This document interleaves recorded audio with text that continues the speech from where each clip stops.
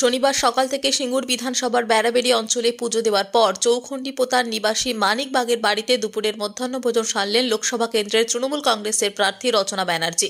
এরপর সিঙ্গুর বিধানসভার বিভিন্ন জায়গায় মানুষের সঙ্গে মিলিত হলেন। এর পাশাপাশি ভোটারদের কাছে তাকে ভোট দিয়ে জয়যুক্ত করার আহ্বান জানান।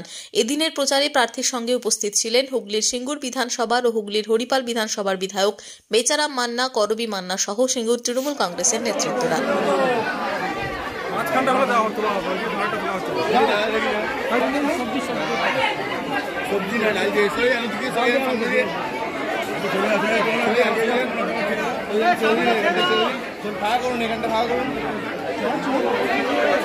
কল্যাণদা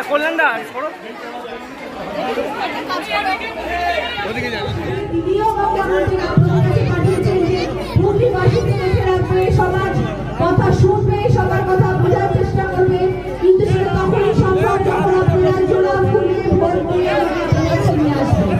আর আমি আপনাদের সকলের সামনে এসে আপনাদের সকলের সাথে থাকবো, আপনাদের সকলের পাশে থাকবো। কথা দিয়ে দিলাম, আপনারা কিন্তু তৃণমূল কংগ্রেস পার্টির সাথে থাকবে। অনেকে অনেক রকম কথা বলেন, কিন্তু কোনো কাজ শেষ পর্যন্ত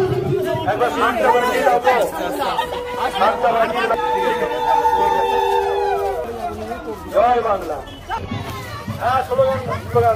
বলো বন্দে মাতরম। তৃণমূল কংগ্রেস জিন্দাবাদ, মমতা ব্যানার্জি জিন্দাবাদ। সামনে কারা, পিছনে কারা, সামনে কারা।